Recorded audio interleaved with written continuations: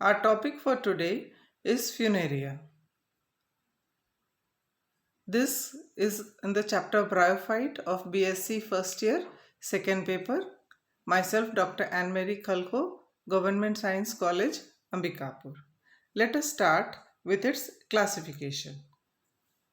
This belongs to division Bryophyta, class Bryopsida, subclass Funariidae, order Funariales, family Funariaceae, genus Funaria. As you can see in the image, it forms a velvet carpeted structure in moist shady places in the rainy season. It is cosmopolitan in distribution. All mosses, there are many mosses of which in the syllabus you have got only Funaria. Funaria has about 210 species in all over the world, out of which 18 are present in India, and the commonly found species is Funaria hygrometrica. This plant got its name Funaria from the word funis, which in Latin means rope. On the screen you can see two images. The upper image shows the gametophyte stage. As you can see, it has got green leafy structures which are minute in structure.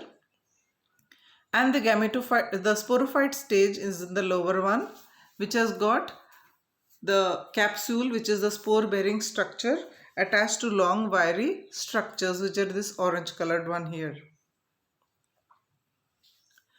Let us start by studying its gametophyte stage. The image on the right shows the Funaria plant, the lower portion of which is the gametophyte, and the upper portion which is the sporophyte, which develops later in its life on the gametophyte. So the gametophyte phase is the dominant phase in the life cycle of this plant. And as you can see, it has got an erect leafy structure, but it is quite small. It is only 1 to 3 centimeter in height. This is a branch structure and can be differentiated into rhizoid, axis and leaves. The rhizoids are multicellular and branched with oblique septa. The axis is aerial, erect and branched, and you can see a male branch and a female branch. The leaves are small, sessile, ovate and spirally arranged on this axis.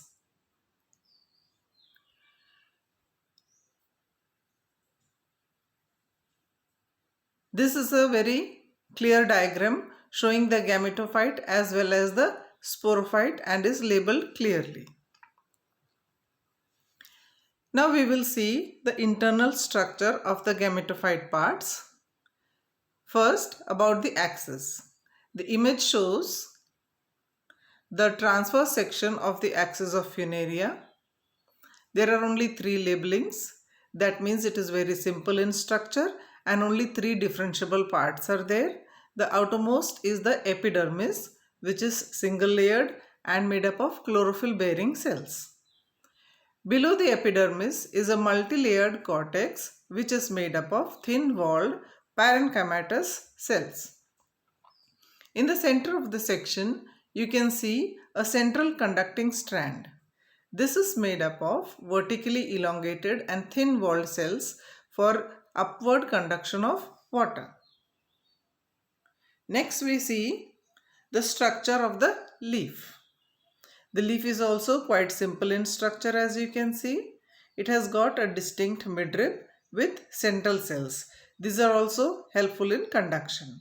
And 2 lateral wing type of structures which form the lamina of the leaf, made up of single layer of parenchymatous cells. Next we move on to the reproduction in this plant. It shows vegetative reproduction as well as sexual reproduction. The methods of vegetative reproduction are given on the screen. First, fragmentation of primary protonema. Primary protonema is a small green filamentous structure which develops from the germination of a spore. Any fragmentation of this primary protonema is also capable of giving rise to a new plant of Funaria. Next method is by secondary protonema. Secondary protonema is a protonema type of a structure formed from any other part of the plant other than the spore. These are also capable of giving rise to new Funaria plants. Next method is gamma formation. This is shown on the image. Gammas are small multicellular green reproductive units formed at the apex of the protonema. When the gammae separate from the parent plant, from the protonema, it can form a mature gametophore. Bulbils are also small reproductive units, but multicellular units are formed on the rhizoids. These are also capable of giving rise to leafy gametophores. Next method is apospory. When any part of the sporophyte is damaged and this is giving rise to a new plant, then this is called apospory. Now we can see about the sexual reproduction in this plant. In the diagram of Funaria, we remember a male branch and a female branch. So this shows that Funaria is monoecious and sexual reproduction is oogamous in this plant. Anthridia or archegonia are developed in clusters at the apex of the male branch and the female branch, and they are intermingled with sterile club-shaped structures called paraphyses. The leaves surrounding Anthridia and the archegonia are called perigonial and pericytial leaves. This is a section showing the apex of the male branch.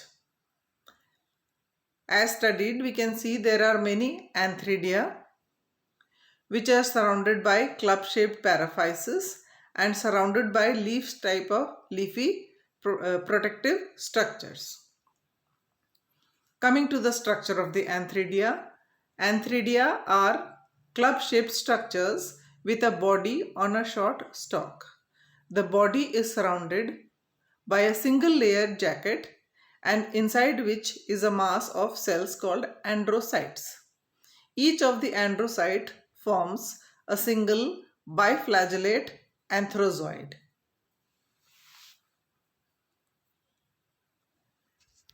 At the tip of the female branch is borne a cluster of archegonia.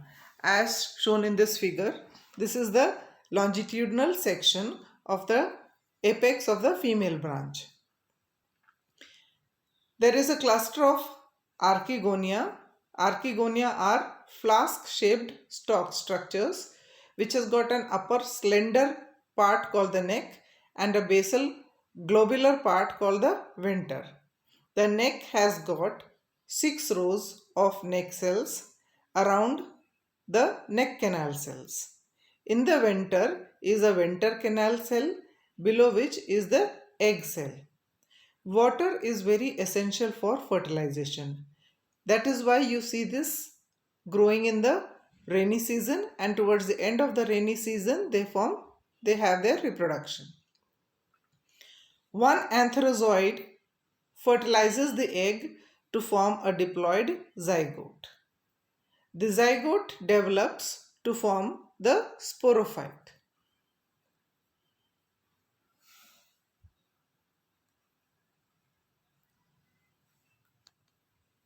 Now on the screen we have the image of the sporophyte, the green beaked structures, and the diagram of the Funaria plant shown below for reference.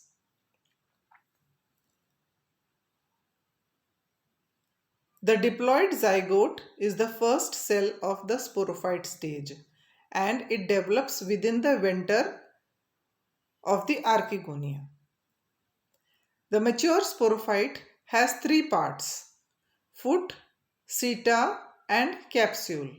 Foot is embedded in the apical tissue of the female branches. The seta, as you can see in the diagram, is long and slender and raises the capsule high up into the air. It supports the capsule and conducts water and nutrients for the growth of the capsule. The capsule is the complex spore producing organ of this plant. It is pear-shaped and green, and it turns curved and orange at maturity. Now we will see the longitudinal section of the capsule, which is very interesting and quite complex. The capsule shows three regions. The apophysis is the sterile and photosynthetic lower portion. As you can see, it contains stomata also. The mid portion of the capsule is called the theca, and in the center of the theca you can see the columella. This is surrounded by the spore sac. Spores are formed inside the spore sac. Surrounding the spore sac, you can see air spaces which keep the structure light and able to be held up and move in the air.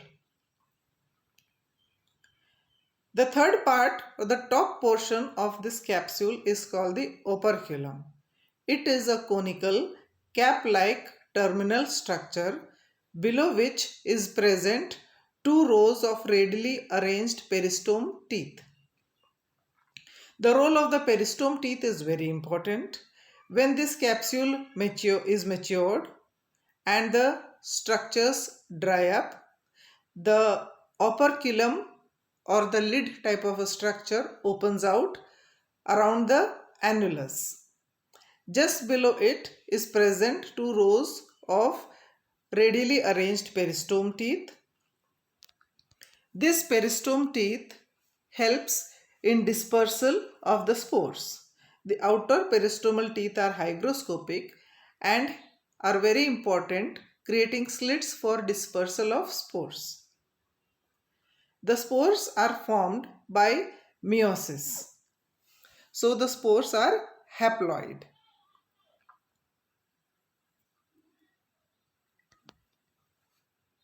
When the spores reach a suitable substratum and suitable conditions, they germinate.